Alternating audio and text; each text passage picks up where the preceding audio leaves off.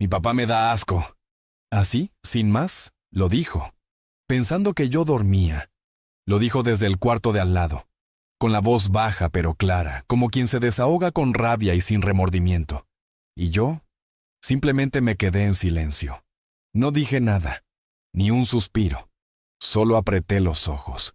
Me dolió más que cualquier enfermedad, más que cualquier golpe que la vida me haya dado antes, porque ese asco venía de mi propio hijo.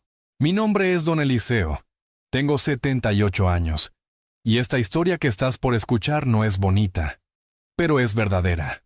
Nací en una zona rural de Michoacán. Trabajé desde niño con las manos en la tierra, y me hice hombre empujando carretillas de cemento cuando apenas tenía 14. Después de mucho esfuerzo, logré montar una pequeña empresa de materiales de construcción, que con los años se convirtió en algo digno. Nada lujoso, pero me permitió criar a mis 2 hijos, pagarles escuela particular, darles casa, comida, e inclusive los llevé de vacaciones a lugares que yo jamás soñé visitar cuando era niño. Fui padre y madre, porque su mamá se fue temprano y me dejó con un niño de 5 y una niña de 3. Nunca me quejé, nunca, porque ellos eran mi motor, mi fe. Yo cocinaba, lavaba, los llevaba al doctor, al colegio, a las clases de fútbol, a los bailables de la escuela. Trabajaba de sol a sol, y aún así me las arreglaba para leerles un cuento antes de dormir. Y lo hacía con gusto. No porque me tocaba, sino porque yo los amaba con todo lo que tenía. Y ahora, casi 40 años después, escucharlo decir eso, me da asco mi papá. No pude dormir esa noche. Me quedé mirando al techo como un fantasma, con el corazón encogido, la mente repitiendo esas palabras como un eco maligno. No sabía si llorar o reírme por haber sido tan tonto, tan ciego, porque ahora todo tenía sentido. Las miradas impacientes, los suspiros cuando hablaba, los comentarios sarcásticos en las comidas familiares. Yo solo no quería verlo. Me aferraba a la imagen de ese niño que me abrazaba con los brazos cortitos, con las manos llenas de lodo, que me decía, «Papi, no te vayas», cada vez que salía a trabajar. Pero ese niño ya no existía. Lo que quedaba ahora era un hombre frío, ingrato y cruel. Al día siguiente me levanté como siempre. Preparé café, puse pan sobre la mesa y esperé que saliera del cuarto. Cuando lo vi, me saludó con esa cara de siempre, como si nada. «¿Cómo dormiste, papá?» «Bien, hijo, muy bien». Y le ofrecí café, sin una pizca de rencor en la voz, porque yo ya sabía lo que tenía que hacer. No en ese momento, pero algo dentro de mí se quebró, o mejor dicho, algo despertó. Durante todo el día sus palabras no se iban de mi cabeza. Me miraba en el espejo y me preguntaba, ¿eso soy yo? ¿Un estorbo? ¿Una molestia? ¿Un viejo que provoca asco? Recordé todas las veces que dejé de comprarme ropa para pagarle un curso. Todas las veces que dormí en la sala cuando él venía con su esposa, para que tuvieran privacidad. Recordé el día que firmé el traspaso de un coche a su nombre, sin pedirle nada a cambio. Y la vez que lo saqué de una deuda con el SAT vendiendo parte de mis terrenos. Todo eso estaba en mi corazón como huellas profundas. Y aún así, ahora le doy asco. No dije nada, ni esa tarde, ni esa noche. Fui a dormir otra vez en silencio, pero esta vez no me sentía derrotado. Me sentía en calma, como quien finalmente acepta una verdad. Y cuando uno acepta, uno actúa, pero sin escándalo, sin gritos, sin portazos, porque cuando un padre se da cuenta de que su hijo ya no lo quiere, no se ruega amor, se recoge la dignidad. Se baja la cabeza, se guarda el orgullo en el bolsillo y se va. Todavía no te voy a decir lo que hice, pero te aseguro una cosa. No me quedé ahí. No me quedé esperando que él cambiara. No fui a buscar consuelo. No fui a pedir explicaciones. Solo observé y anoté en el alma. Al tercer día, mientras él trabajaba desde el comedor con su laptop, yo pasaba cerca y escuchaba cómo hablaba por teléfono con alguien más. Mi papá está aquí todavía. Sí, el mismo de siempre. Viejo, lento. No sé, ya no quiero vivir con él. Es como tener un mueble viejo en la casa, pero que respira. Y soltó una risa baja, de burla. Me fui al jardín. Me senté solo. Miré la casa, esa casa grande, hermosa, que construí con tanto esfuerzo. Esa casa estaba en mi nombre, toda, avaliada en más de $1,500,000. Sí, toda mía. Y entonces me invadió un silencio profundo. No de tristeza, no, era un silencio de certeza. Como si una voz dentro de mí dijera, Eliseo, ya es hora. Essa noite, abri uma gaveta do armário.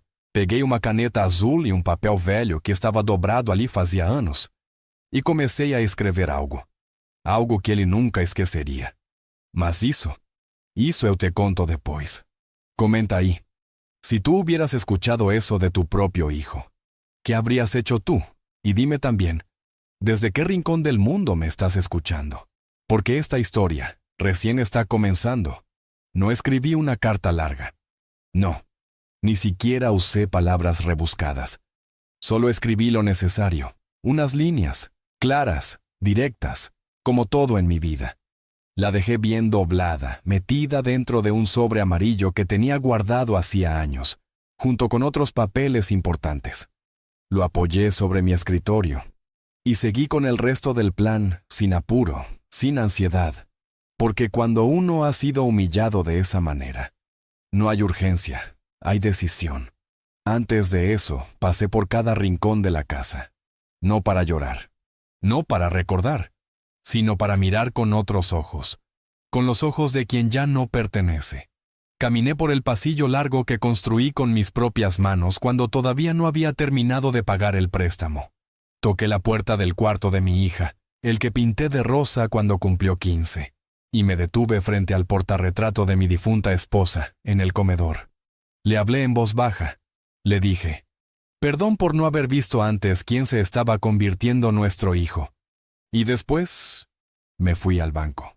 Tenía cita con mi asesor financiero, un joven muy correcto, con quien ya había hablado otras veces. Él sabía que yo no tenía muchos gastos, que vivía de mi pensión y de algunas rentas. Pero lo que nadie sabía era que yo tenía un fondo guardado, una cuenta en dólares que empecé a formar muchos años atrás, por si acaso. Porque todo hombre precavido sabe que el por si acaso siempre llega. Ese día, retiré el monto que necesitaba para hacer lo que tenía que hacer, sin mover mucho, sin levantar sospechas. Por la tarde, fui a hablar con la misma inmobiliaria que me ayudó a comprar la casa hacía 30 años. Me atendió un señor mayor, que aún me recordaba. ¿Don Eliseo? Qué gusto verlo. ¿Qué lo trae por aquí? Quiero vender mi casa, lo antes posible. Él me miró con sorpresa. Me preguntó si estaba seguro. Le dije que sí, que quería discreción. Y le dejé claro. La propiedad estaba en mi nombre, sin deudas, sin hipotecas, sin complicaciones legales. Todo limpio. ¿Algún motivo especial? Me preguntó. Uno solo. Quiero desaparecer. No hizo más preguntas. Solo asintió con la cabeza. Mientras los trámites comenzaban a moverse, yo seguía mi vida como si nada. Santiago pensaba que yo seguía igual. Cocinaba, regaba las plantas, le contestaba con amabilidad. Pero ya no era el mismo. Había una distancia invisible entre nosotros. Una distancia que él no veía, pero yo la sentía como una muralla. Una noche, él trajo a unos amigos a cenar en casa. Rieron, tomaron cerveza, pusieron música. Yo no dije nada.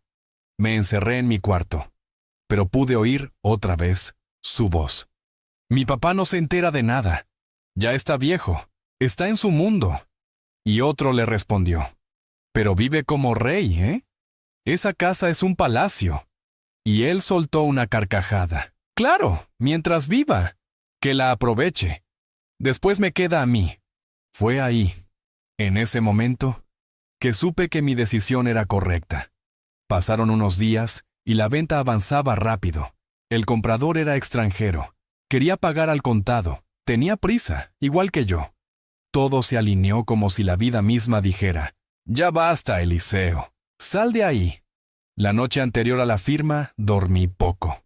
No por dudas, sino por emoción. No era venganza lo que sentía, era alivio. Era como si por fin me quitara una piedra del alma. A la mañana siguiente, firmé los papeles. Vendí la casa por $1,500,000. Me depositaron el dinero en una cuenta nueva, en otro banco, con otro nombre como beneficiario legal, el mío, pero con un código de privacidad reforzada. Nadie podría rastrear nada. Lo tenía todo planeado, todo limpio. Regresé a casa, la que, desde ese momento, ya no era mía. Santiago aún no había vuelto del trabajo. Tenía tiempo. Así que subí al cuarto, empaqué mi maleta, la de siempre, la de lona verde, metí ropa suficiente, mis documentos, el reloj de mi padre, un par de fotos antiguas y, por supuesto, el sobre con la nota. La dejé sobre la mesa del comedor, con una piedra encima para que no volara. Y salí. No tomé taxi. Caminé hasta la esquina. Tomé un bus al centro. Desde ahí, directo al aeropuerto. Ya tenía el boleto comprado hacía 3 días. Un pasaje de ida, sin retorno, sin avisos, sin despedidas. Y mientras el avión despegaba, sentí paz.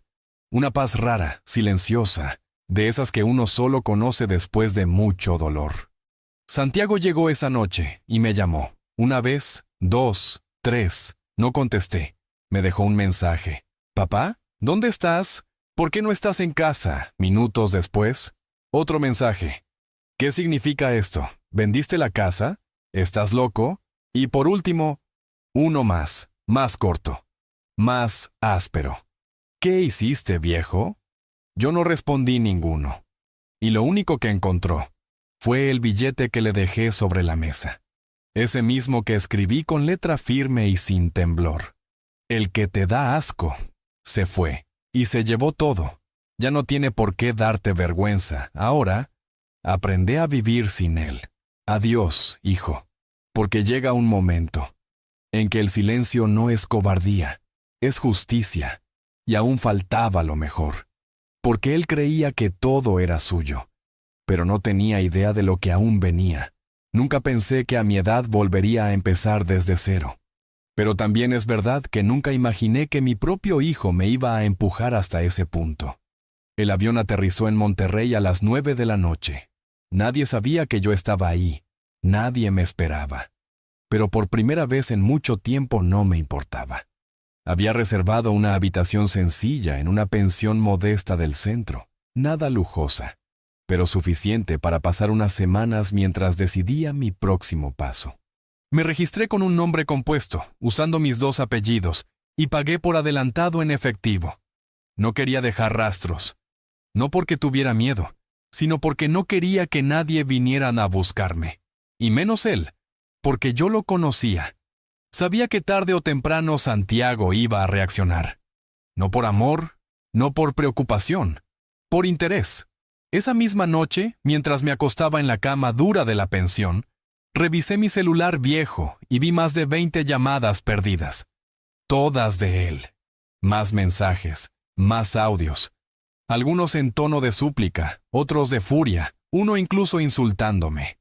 ¿Cómo se te ocurre hacer una estupidez así? ¿Qué voy a hacer ahora? ¿Dónde estás, viejo idiota? Apagué el teléfono. Lo envolví en un trapo y lo dejé dentro de la maleta. No iba a responder. No iba a darle explicaciones, porque ya no tenía que hacerlo. Había pasado toda mi vida dándole a él lo que nunca me pidieron a mí. Mi padre fue estricto, duro, silencioso. Nunca me abrazó. Nunca me dijo, te quiero. Pero me enseñó a tener palabra, a ser honesto, a sostener lo que digo, a no vender mi dignidad por cariño. Yo quise ser distinto. Quise ser un padre más cálido, más presente. Pero me equivoqué. Confundí amor con sobreprotección, bondad con debilidad. Y él se acostumbró a un padre que siempre estaba, que siempre decía que sí, que nunca reclamaba nada. Hasta que se sintió con derecho a despreciarme. Los primeros días en la nueva ciudad fueron extraños. Me despertaba temprano, como siempre, y salía a caminar por las calles sin rumbo. Observaba a la gente pasar, los vendedores ambulantes, los niños saliendo de la escuela. Y pensaba, ¿cuántos de ellos también fueron abandonados por sus hijos? ¿Cuántos viejos como yo andan por ahí, caminando solos con el corazón partido, fingiendo que no les duele? Compraba un café en un puestito de la esquina, me sentaba en la plaza y veía la vida continuar, como si nada hubiera pasado, como si mi historia no importara. Pero yo sabía que importaba. Tal vez no para el mundo, pero sí para mí. Una tarde me encontré con un hombre mayor, don Roque, que también vivía en la pensión. Nos sentamos a conversar. Me preguntó si tenía familia, y yo le respondí que alguna vez la tuve. Me miró en silencio y después me dijo, hay cosas que se pierden, y ya no vale la pena buscar. Tenía razón. Le conté un poco de lo que había vivido, sin dar nombres ni detalles, solo lo suficiente. Y él me dijo, hizo bien, viejo. Nadie tiene derecho a tratarte como basura, ni siquiera un hijo, menos aún un hijo. Esa noche dormí más tranquilo. Mientras tanto, supe por la señora de la pensión que había una casa en las afueras, en renta, pequeña pero acogedora. Fui a verla. Estaba rodeada de árboles, con un jardincito al frente, y una hamaca vieja colgando entre dos pilares de madera. Me gustó. Me hizo acordar a los tiempos en que mis hijos eran niños, cuando colgaban hamacas entre los árboles del patio y jugaban a empujarse hasta casi tocar el cielo. Alquilé la casa por 6 meses, también pagados en efectivo. Compré muebles sencillos, un televisor, una estufa, un sillón cómodo y una mesa de madera clara, y me instalé. Así, en silencio, sin decirle a nadie, empecé de nuevo. A los 78 años. Pero claro, la historia no iba a terminar ahí. Un día, mientras caminaba por el mercado, mi antiguo celular, que había dejado guardado, empezó a sonar. Lo había encendido solo para hacer un trámite bancario. Y ahí estaba. El mensaje. Un correo, formal, escrito por un abogado. Mi hijo Santiago me estaba notificando de una intención de impugnación de venta, alegando que yo no estaba en pleno uso de mis facultades mentales al momento de vender la casa. Tuve que leerlo 3 veces para creerlo. Él quería alegar que yo estaba senil, que me estaba volviendo loco, que no sabía lo que hacía. No me enojé, no me desesperé, solo respiré hondo y sonreí, porque yo ya había previsto todo eso.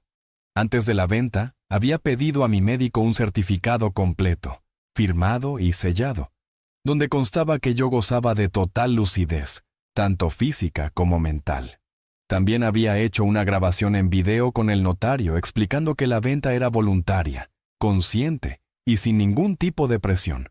Y por si fuera poco, había redactado un documento adicional dejando constancia de que lo hacía por decisión personal, por razones familiares íntimas que no deseaba compartir públicamente. Todo archivado, todo legalizado. Así que llamé al abogado del correo. Me presenté como don Eliseo y le dije con calma, dígale a Santiago que se olvide. No va a sacar un solo peso de esa casa. Y si sigue insistiendo, voy a presentar pruebas que lo van a dejar en ridículo delante del juez. No hubo respuesta por varios días, hasta que llegó un nuevo mensaje. Esta vez era un audio de Santiago. Su voz sonaba diferente, cansada, desesperada. Papá, yo no sabía que tú habías hecho todo eso. No pensé que de verdad te ibas a ir así. Yo solo estaba enojado, ¿ok? No quise decir eso. Lo del asco fue una tontería. Perdón. Vuelve. Por favor, vuelve. No me dejes solo. No respondí. Apagué el celular, me serví un café. Salí al patio, me senté en la hamaca. Y por primera vez en muchos años, sentí que no me debía a nadie, porque no hay peor abandono que el que viene de un hijo que todavía vive bajo tu techo, y aún así te trata como si fueras invisible. Y yo ya no estaba dispuesto a vivir así. No más, nunca más. No tenía pensado seguir sabiendo de él. Después de todo, ¿qué más podía decirme? Ya lo había escuchado todo. Y lo que más duele, no es cuando te gritan con rabia, sino cuando te desprecian en voz baja, creyendo que no los escuchas. Lo del asco no era solo una palabra, era una condena. Y cuando un hijo te sentencia así, no hay marcha atrás. Sin embargo, la vida tiene sus propios giros, y a veces, uno que ya se resignó a cerrar un capítulo, recibe una llamada inesperada. Esta vez no fue él, fue su hermana, mi hija Mónica. La llamada llegó un martes por la mañana. Yo acababa de volver del mercado, traía pan recién horneado y unos tomates para preparar mi sopa. Contesté sin mirar el número. ¿Papá? Su voz. La reconocí al instante y me quedé callado unos segundos. ¿Papá, estás ahí? Sí, hija. Aquí estoy. Hubo silencio del otro lado, un silencio lleno de emociones contenidas. Me costó encontrarte, dijo con la voz quebrada. Nadie sabía dónde estabas. Santiago no quiso decir nada. Solo nos contó que habías vendido la casa y desaparecido. ¿Y qué te dijo sobre por qué lo hice? Dijo que tuviste una crisis, que ya no estabas bien. Reí por lo bajo. Claro, eso suena muy conveniente. ¿Papá? Yo no sabía nada de lo que pasó, te lo juro. Pero sospeché, porque él no es el mismo desde hace tiempo. Le pedí que me hablara con calma, sin apuros. Le conté mi versión, sin adornos, sin exageraciones. Le hablé del me da asco, del plan, de la venta, del billete. Ella lloró, no de sorpresa sino de pena. Yo siempre supe que algo no andaba bien, me confesó. Santiago cambió mucho, se volvió arrogante, frío. Te usaba, papá, y yo lo veía. Pero me daba miedo hablar. Me decía que no me metiera, que tú sabías lo que hacías. Y yo lo sabía, hija, solo que no quería verlo. Porque uno, como padre, siempre espera que el amor sea más fuerte que la ingratitud. Pero no siempre lo es. Me pidió para verme. Dijo que necesitaba abrazarme, que tenía cosas que contarme, que su hijo, mi nieto, preguntaba por mí todo el tiempo.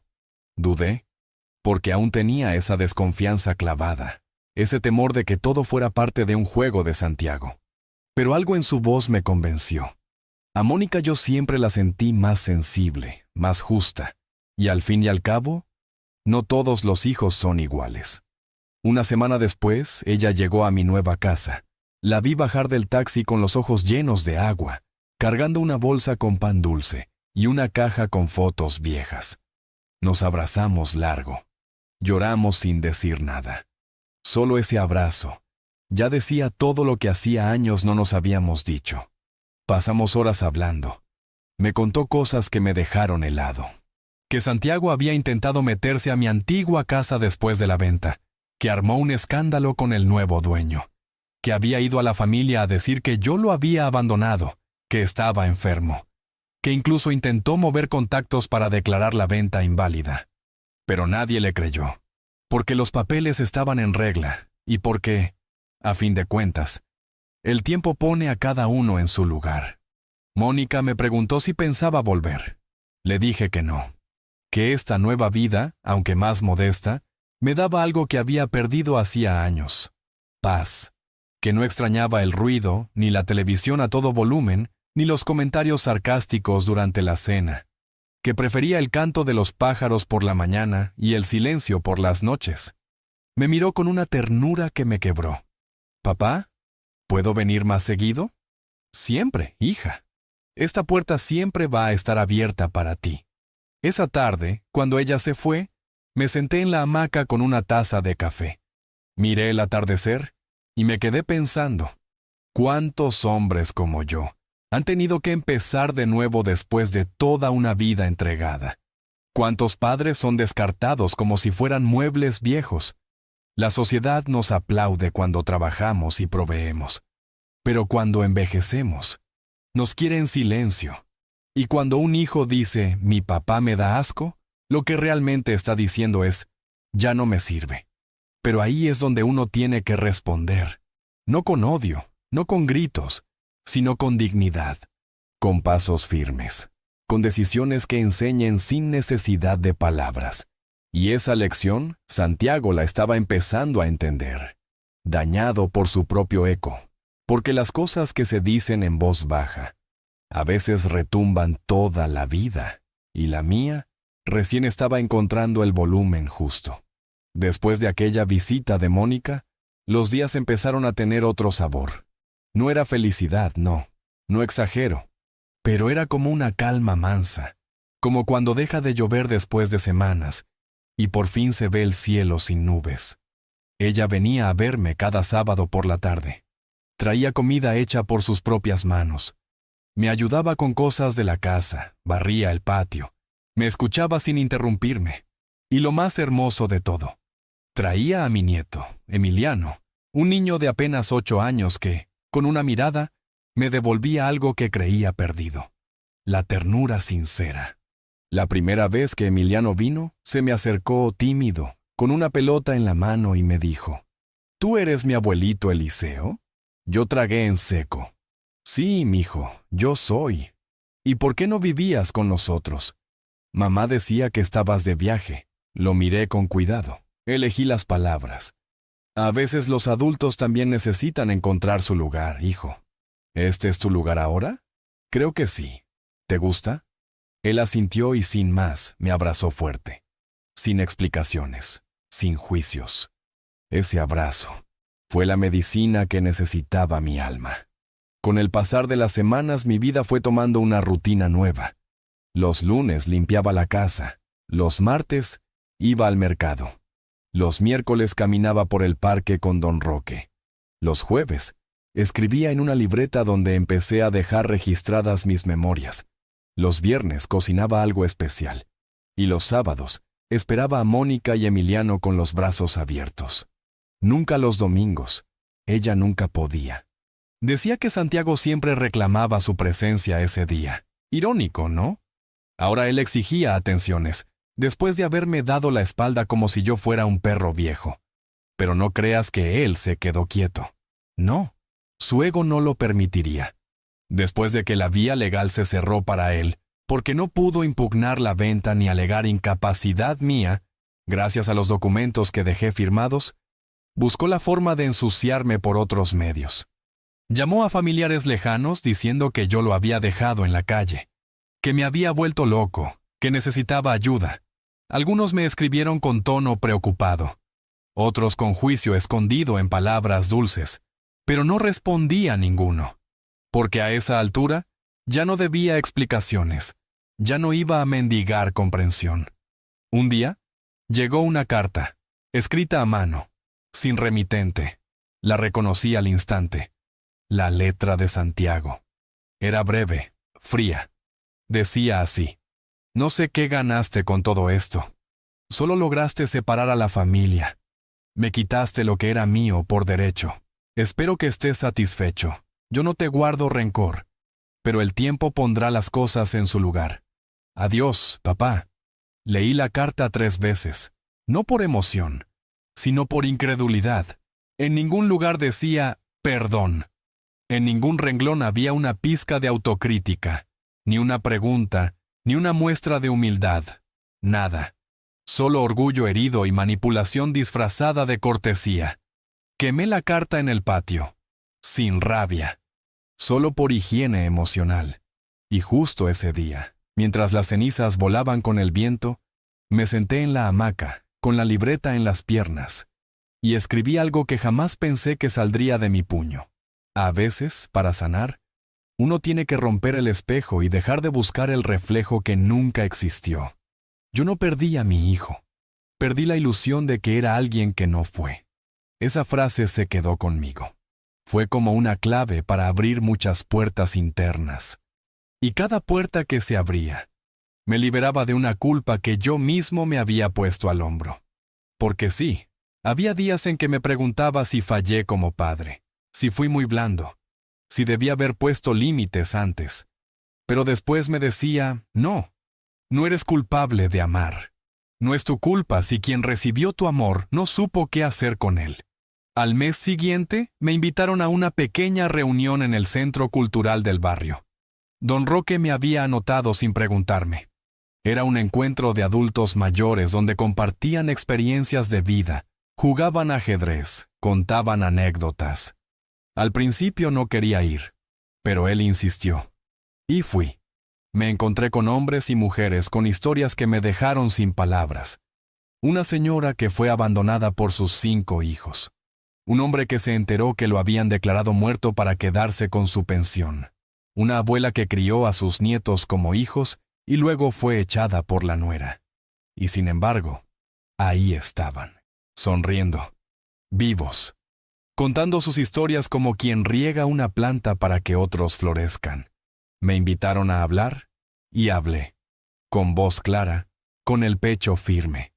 Yo vendí mi casa y desaparecí, porque escuché a mi hijo decir que le doy asco.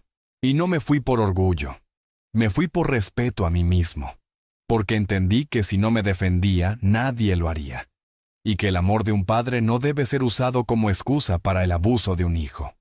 Hubo silencio, luego aplausos, y una señora me abrazó al salir, con lágrimas en los ojos. Gracias, don Eliseo. Usted dijo lo que muchos sentimos y no nos animamos a decir. Esa noche volví caminando a casa, con el corazón liviano, mirando el cielo estrellado como si fuera la primera vez, porque entendí algo fundamental. Mi historia no era única, y aunque eso dolía, también me hacía sentir menos solo.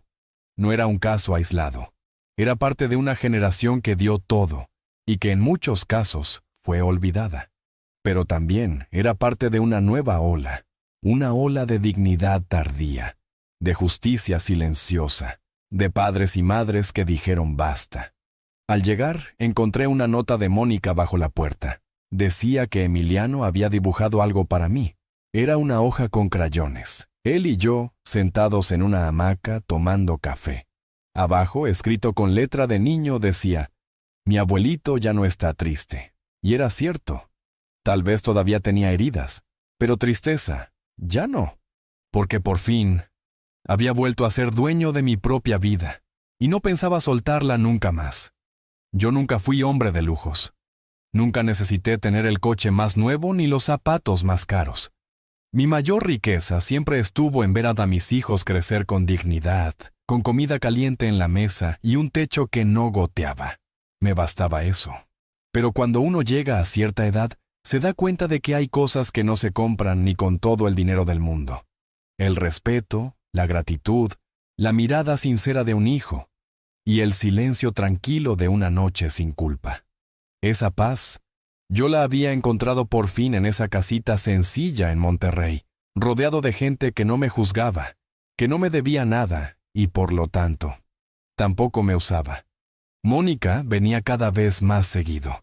Y Emiliano ya conocía mi rutina.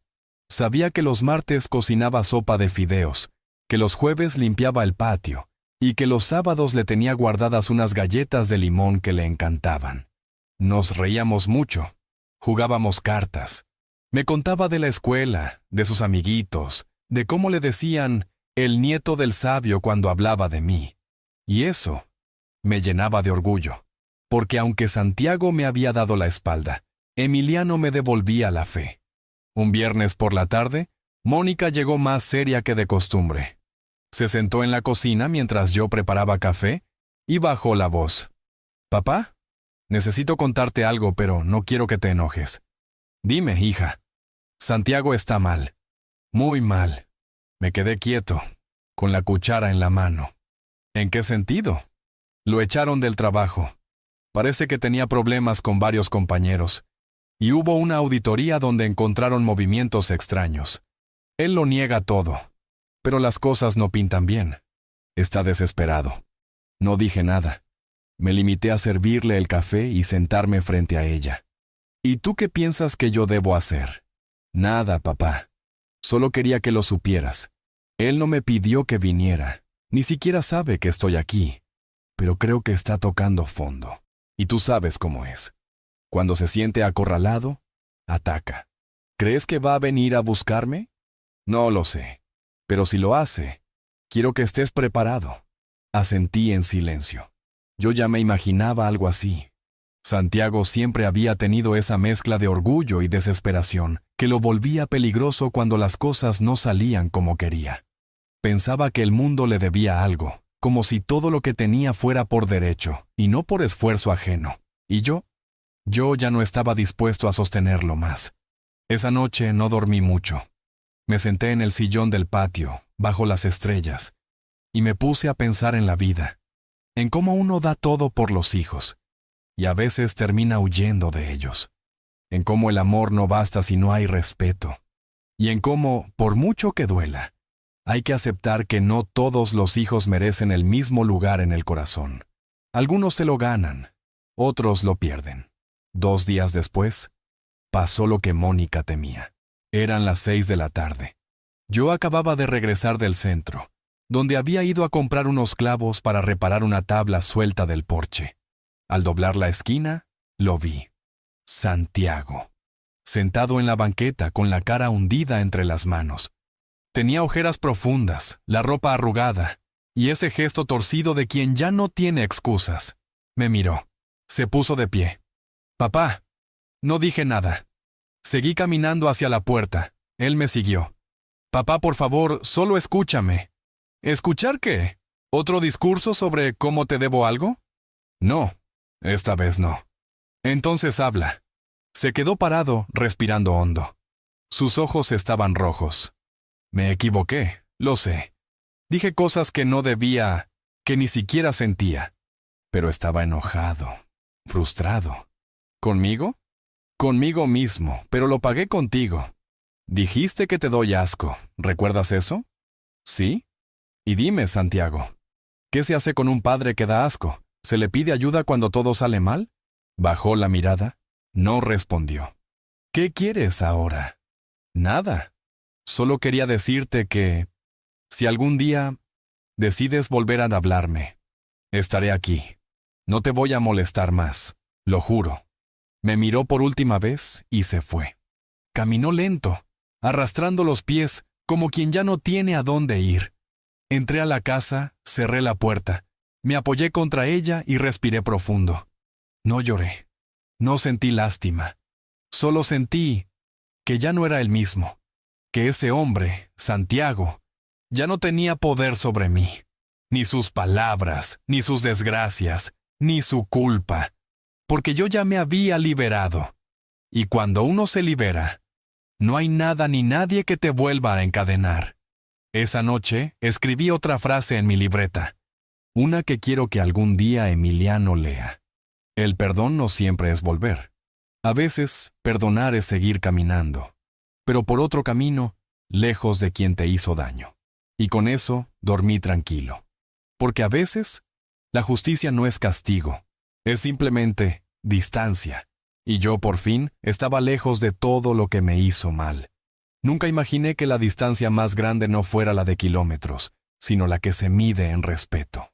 Porque ahora que lo pienso, Santiago y yo podíamos haber estado en la misma casa, bajo el mismo techo, comiendo en la misma mesa.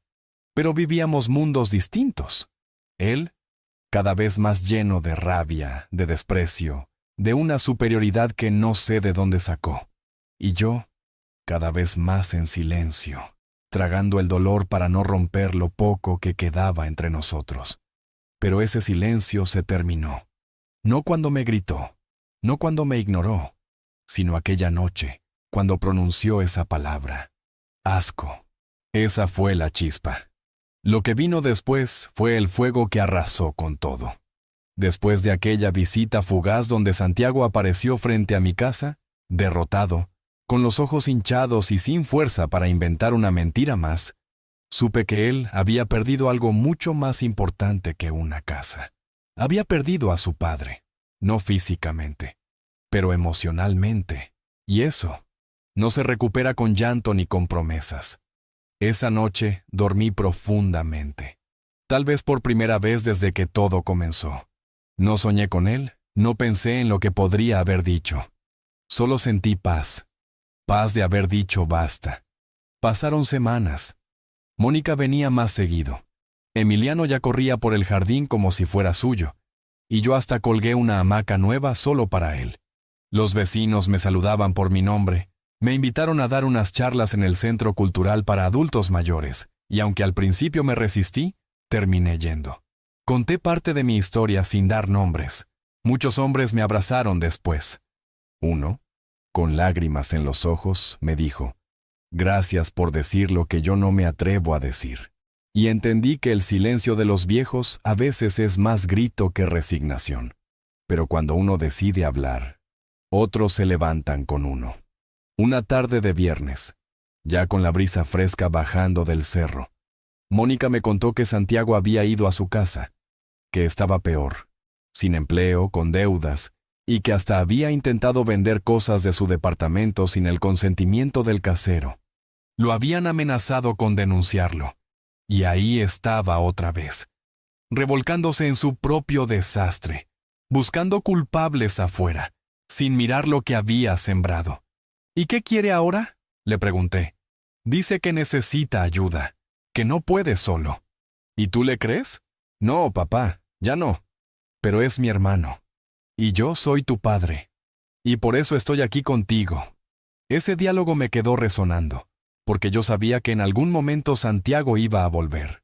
No para pedir perdón de verdad, sino para buscar un salvavidas. Y yo tenía muy claro que no sería yo quien se lo diera.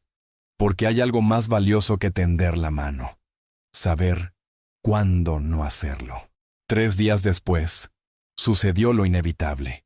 Llamaron a la puerta justo cuando yo terminaba de almorzar. Me acerqué con cuidado. No esperaba visita. Abrí y ahí estaba. Santiago. No traía maleta, no traía flores. Solo su cara larga y la voz rota. Papá, no tengo dónde dormir esta noche. Me quedé mirándolo. Me apoyé en el marco de la puerta y no dije nada. Lo perdí todo. Todo. ¿No? Lo que perdiste no fue todo, Santiago. Fue a mí. Y eso, lo perdiste mucho antes. ¿Tan duro vas a ser? Después de todo lo que hiciste por mí, ¿ahora me dejas así? Me dolió. No por sus palabras, sino por su manipulación. Aún en ese estado, no entendía, no asumía. ¿Sabes por qué no puedo dejarte entrar, Santiago? Porque no me pides perdón, me pides ayuda, y no son lo mismo. ¿Qué diferencia hay? Que el perdón nace del alma, y la ayuda del interés. Y tú no tienes alma en esta visita. Cerré la puerta, lento, sin violencia. Me temblaban las manos, no de miedo, sino de certeza, porque esa fue la última vez que lo vi. Después de eso, no supe más de él. Mónica me dijo que se había ido de la ciudad, que intentó conseguir trabajo en otro estado, que andaba diciendo por ahí que yo era un viejo rencoroso. Me dio igual. No quise saber más. Me centré en mí, en Emiliano, en los sábados de sol, en los desayunos con pan de elote, en los libros que había dejado sin leer durante años.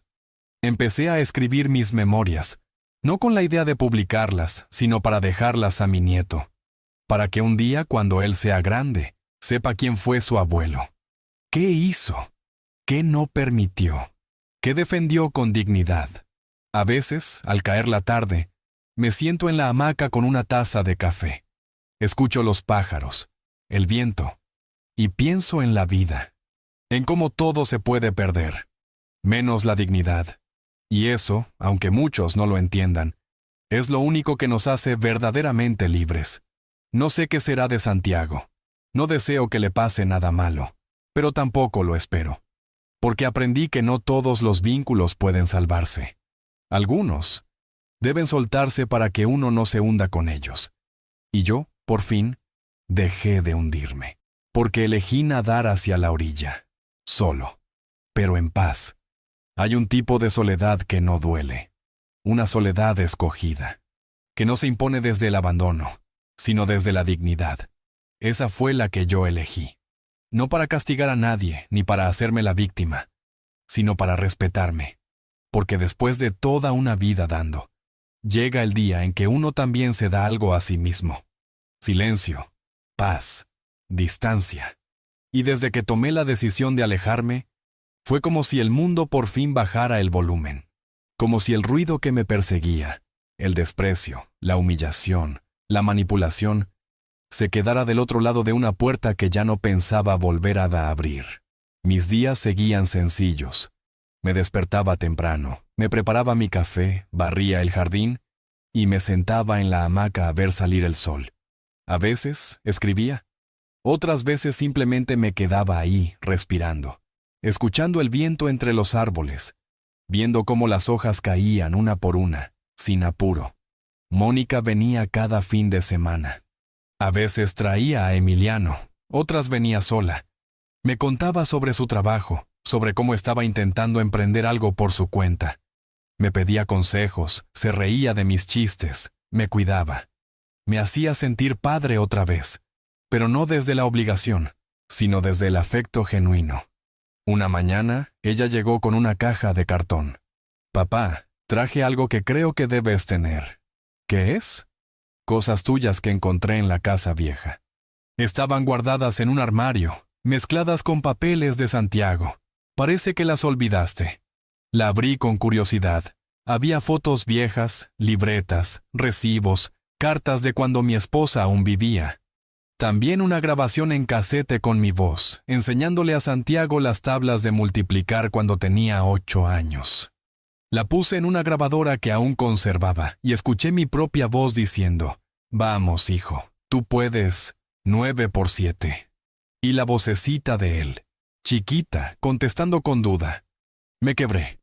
Lloré sin hacer ruido, solo con los ojos, dejando que esa memoria me atravesara. Porque ese niño, ese sí me amó. Ese niño que repetía, «Gracias, papi», después de cada respuesta correcta. Ese sí me abrazaba fuerte sin vergüenza, pero ese niño se perdió en algún punto del camino, y yo no supe cuándo fue. Mónica me miraba en silencio, y cuando terminó la grabación, se acercó despacio. «¿Te arrepientes de algo, papá?» «Sí, de no haber dicho basta antes, de haber aguantado tanto por miedo a perder algo que, al final, ya no existía». Ella se quedó pensando. Luego me dijo algo que no voy a olvidar. «Yo siempre te admiré, papá, pero desde que hiciste lo que hiciste, desde que tuviste el valor de marcharte, te admiro más». Sus palabras me abrazaron por dentro, porque entendí que no había fallado como padre, que había fallado tal vez como hombre silencioso, que había permitido más de lo debido por amor, sí, pero también por costumbre, por esa idea de que los padres deben soportar todo. Y no, no deben. Días después, recibí una carta certificada. Era de un abogado. Me sorprendió. Pensé que ya no quedaban pendientes legales, pero al abrirla, entendí. Era un aviso de embargo. Santiago había usado mi nombre como garantía en un préstamo que nunca pagó. Una firma falsificada, claramente. Yo ya no figuraba como propietario de la casa, pero él había intentado utilizar mi nombre antiguo en documentos viejos. El banco había detectado la irregularidad y ahora iniciaban una investigación. No podían culparme, pero sí me pedían colaboración. Llamé de inmediato al abogado que me había asistido en la venta de la casa. Le conté todo. Al día siguiente, presentó una denuncia formal por suplantación de identidad. Teníamos pruebas, firmas comparadas, fechas, declaraciones notariales. Todo en regla. No me sorprendió. Ya conocía bien de lo que Santiago era capaz, pero esta vez me dolió menos, porque ya no me afectaba en lo personal. Era como si ese capítulo estuviera tan lejos, que su sombra ya no alcanzaba a tocarme. Lo que más me molestó fue pensar en Emiliano, en el padre que tenía, en el ejemplo que estaba viendo. Por eso decidí algo.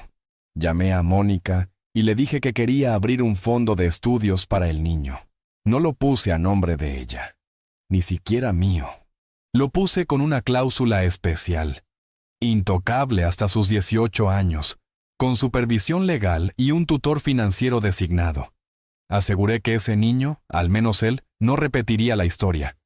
¿Y si Santiago se entera?, me preguntó Mónica. Que se entere. No le debo explicaciones. Le debo a mi nieto algo mejor. Ella lloró. Me abrazó con fuerza. Me dijo, «Gracias por no rendirte, papá. Yo ya me rendí una vez, cuando creí que todo estaba perdido. Pero ahora, no. Ahora estoy más vivo que nunca». Esa noche, escribí una carta para Emiliano. La guardé en una caja fuerte con el documento del fondo. Le conté quién era yo, qué había pasado, cómo un hombre puede caer, pero también puede levantarse. Le dije que siempre lo amé, que fue mi esperanza en medio del naufragio, y que esperaba que, algún día, él también pudiera ser un hombre digno, justo, diferente a su padre. No con odio, sino con conciencia. Las semanas siguientes fueron tranquilas. El abogado me informó que Santiago no se presentó a declarar, que estaba en otro estado, que probablemente enfrentaría consecuencias legales. No me alegré, pero tampoco me apené. Porque lo que sucede cuando uno juega con fuego es que tarde o temprano se quema. Y él, hacía tiempo, había perdido el control del incendio que había provocado. Una tarde, mientras regaba el jardín, vi pasar a Emiliano en bicicleta, con una sonrisa de oreja a oreja. Se detuvo frente a la reja y gritó: «¡Abuelito, te quiero mucho!». Yo solté la manguera, me acerqué y le respondí: «Y yo a ti, hijo, más de lo que imaginas». Y en ese momento supe que todo valió la pena. Cada lágrima, cada silencio, cada decisión difícil. Porque lo que uno siembra con amor, aunque el camino esté lleno de piedras, siempre termina floreciendo. Solo hay que tener valor para no abandonar la semilla, y paciencia para esperar la primavera. Hay silencios que gritan verdades más fuertes que cualquier palabra. Y en ese punto de mi vida, ya no necesitaba explicaciones ni disculpas. Porque cuando uno ha sido herido de verdad, lo que más desea no es que el otro sufra, sino que uno mismo deje de sufrir. Y eso, por fin, estaba ocurriendo. Yo me había curado.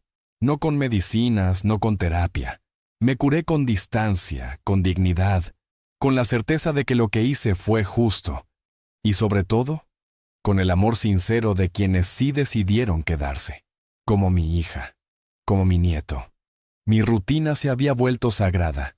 Amanecía temprano, leía un poco antes del desayuno, hacía caminatas lentas por el vecindario, saludaba a los vecinos, a veces ayudaba a cargar alguna bolsa, o simplemente me sentaba en la banca de la plaza a ver la vida pasar. Descubrí que uno puede empezar de nuevo incluso a los 80, si deja de esperar algo de los demás y empieza a escucharse a uno mismo. Pero un domingo, que Mónica no vino como de costumbre, sentí algo extraño, una inquietud en el pecho. No era angustia, era como si el aire se hubiera puesto espeso. Pensé que quizá estaba enferma. Al día siguiente me llamó. «Papá, necesito que estés tranquilo con lo que te voy a decir».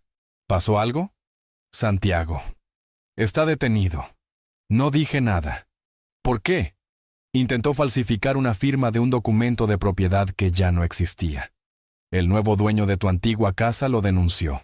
Lo detuvieron saliendo de una notaría. ¿Está en la cárcel? Sí. ¿Y tú fuiste a verlo? Fui, pero no me dejaron pasar.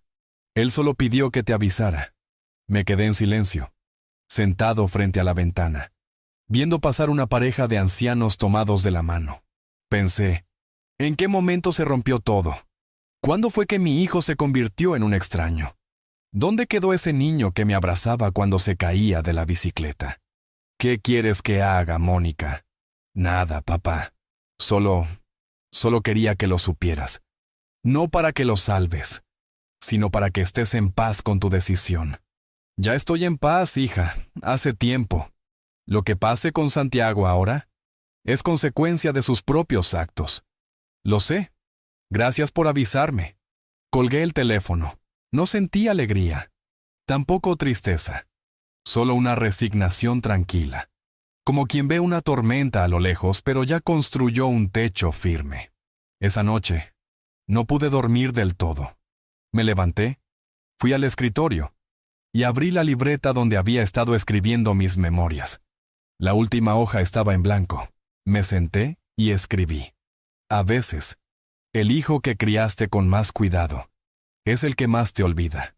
Pero el amor verdadero no está en los que te exigen, sino en los que te cuidan sin pedir nada a cambio. Y esa es la gran lección que me deja esta vida. Al día siguiente, fui al mercado como siempre. Compré pan, tomates, café. Saludé al señor del puesto de verduras, charlé con la señora de las flores. Volví caminando lento, disfrutando del sol. La vida, a pesar de todo, seguía siendo buena conmigo. Tal vez porque dejé de forzar lo que no era para mí. Tal vez porque, por fin, aprendí a elegirme a mí mismo. Mónica me visitó al día siguiente. Traía galletas de canela y un sobre. ¿Papá? Él escribió esto. No sé si quieras leerlo. Lo dejé sobre la mesa, sin abrirlo. No tengo apuro. Tómate tu tiempo. ¿Tú lo leíste? No, es para ti. Pasamos la tarde juntos. Emiliano estaba en casa de unos amigos, así que hablamos sin interrupciones. Me contó que estaba pensando en mudarse a una casa más cerca de la mía, que su trabajo le permitía hacerlo. Le dije que no lo hiciera por mí. No es por ti, papá. Es por mí. Quiero que Emiliano te tenga cerca, que crezca aprendiendo de ti. Me emocioné, porque entendí que, a pesar de todo lo que se perdió con uno, con la otra lo había ganado todo. Cuando se fueron, me quedé solo. El sobre seguía ahí, intacto. Lo tomé. Dudé, pero lo abrí. Papá, sé que tal vez no leas esto, y si lo haces, tal vez no creas nada de lo que diga. Y estarías en tu derecho. No tengo cómo justificar lo que hice, lo que dije, lo que fui. Te fallé. Te humillé. Te convertí en un blanco de mi rabia. Y lo peor, ni siquiera me detuve a preguntarte si estabas bien. No sé en qué momento me volví ese hombre. No sé cuándo me alejé tanto de ti. Hoy, desde esta celda fría, lo único que puedo hacer es mirar hacia atrás y entender que fuiste demasiado bueno conmigo, que nunca merecí tanto, y que el asco del que hablé no era por ti, era por mí.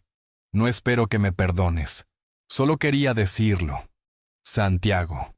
Doblé la carta. La guardé en un cajón. No lloré. No me rompí. Porque ya no necesitaba ese perdón para estar en paz. El mío ya lo había hecho. No con él, sino conmigo. Porque entendí que perdonar no siempre es reconciliarse. A veces es soltar. Pasaron semanas. Mónica me avisó que Santiago seguiría detenido un tiempo, que tal vez enfrentaría un juicio, que ella no quería involucrarse más, y yo tampoco. Le pedí solo una cosa: si algún día él cambia de verdad, si un día se convierte en un hombre justo, dale una oportunidad, pero no por mí, por él mismo. ¿Y tú? Yo ya hice mi parte. Con el tiempo, la vida me fue envolviendo en otras cosas. Emiliano empezó a aprender a tocar guitarra y venía a ensayar conmigo. Mónica abrió su pequeño negocio y me pedía que le ayudara con las cuentas. El barrio me conocía como el abuelo que da consejos, y muchos venían a platicar conmigo en las tardes. Una vez, una joven madre me dijo: «Don Eliseo, ¿cómo hizo para no volverse amargado después de todo?». Y le respondí: «Porque entendí que hay cosas que uno no puede cambiar, pero sí puede decidir qué hacer con lo que queda. Y eso hice yo. Con lo que quedó, construí algo nuevo, más pequeño tal vez, pero más verdadero. Y cada noche, al cerrar los ojos, agradezco en silencio, no por lo que perdí, sino por lo que aprendí. Porque a veces, lo más valioso no es lo que nos dan, sino lo que descubrimos cuando ya nadie queda. Y yo, por fin, me había encontrado a mí mismo. La vida te enseña tarde o temprano que no todo lo que se rompe puede arreglarse, pero también que no todo lo que se pierde se echa de menos. Y si llegas a viejo sin aprender eso, vives con una mochila que nunca te deja caminar derecho. Yo, gracias a Dios, solté muchas cosas a tiempo. No para olvidar, sino para no cargar más lo que ya no me correspondía. Y así llegué hasta aquí, con el corazón completo, aunque con cicatrices, con la espalda recta, aunque haya soportado muchas humillaciones, con las manos abiertas, pero ya no para dar a quien desprecia, sino para sostener a quien valora. Han pasado 2 años desde aquel día en que escuché a Santiago decir que yo le daba asco. 2 años desde que vendí mi casa, desaparecí y dejé ese billete sobre la mesa. Y en ese tiempo, no volví a verlo. No volví a recibir cartas. No volví a escuchar su voz. Y no porque no pudiera, sino porque ya no quise. Porque hay cosas que, cuando se rompen, no se arreglan hablando. Solo se aceptan y se sueltan. Mi vida ahora es otra. No es de lujos, pero sí de tranquilidad. La casita que alquilé al principio terminó siendo mía. La compré con parte del dinero de la venta, al contado, sin avisar ayer a nadie. La remodelé con mis propias manos, poco a poco, como me gusta. Puse una cerca de madera, una hamaca doble en el porche, sembré plantas en el jardín. Hay un limonero que empieza a dar fruto, y cada vez que lo veo florecer, me acuerdo de una frase que escribí en mi libreta. Las raíces profundas no temen el viento. Emiliano sigue visitándome cada semana. Ya cumplió 10 años. Es un niño curioso, alegre, respetuoso. Me escucha como si cada palabra fuera un secreto. Y cuando le cuento historias de mi juventud, de su abuela, de los tiempos en que todo era más lento pero más sincero, me mira como si estuviera escuchando a un héroe. Y eso me honra. Me hace sentir útil otra vez. Mónica también está bien. Su negocio de pasteles y repostería va creciendo. Y aunque a veces llega cansada, siempre tiene tiempo para sentarse conmigo a tomar café y reírnos de cosas pequeñas. Me cuida sin hacerlo evidente. Me ayuda sin hacerme sentir viejo.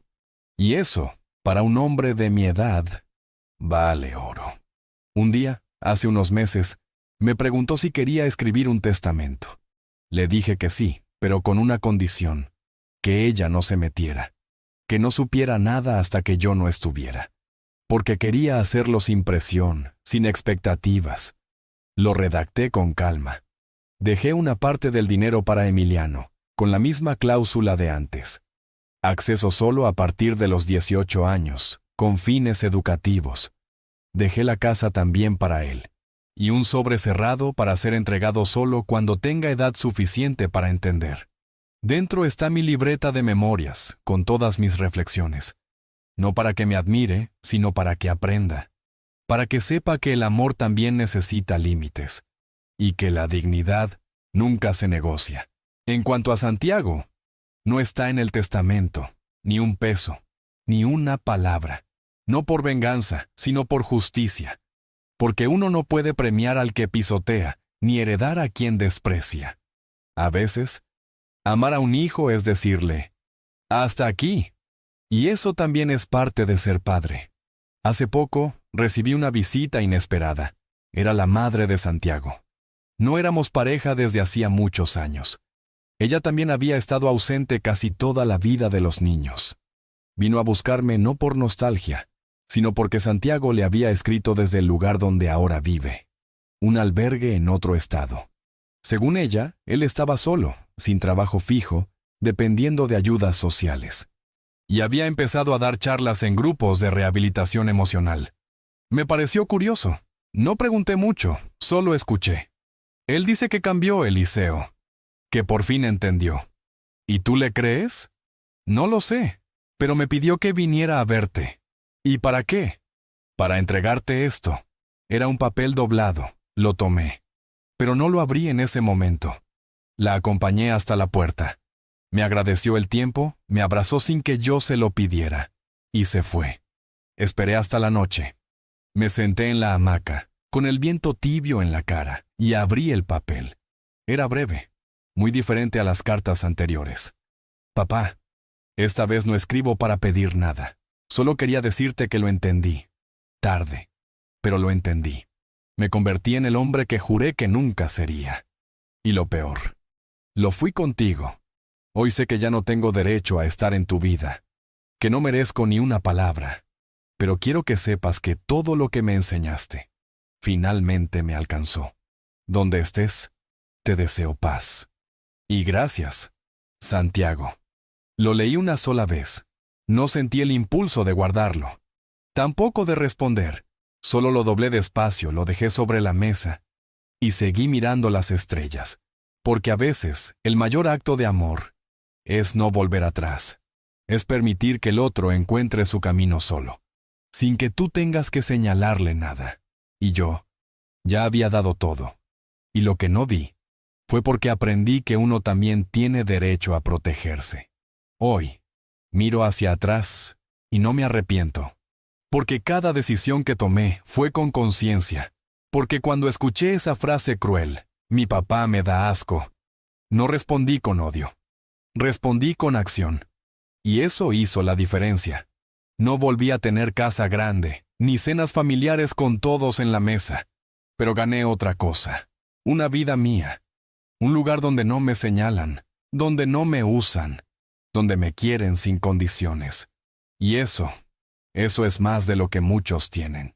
Por eso, si estás escuchando esta historia y te sentís al borde de rendirte, si crees que ya no hay salida, si pensás que nadie te valora, te digo esto desde el fondo de mi alma.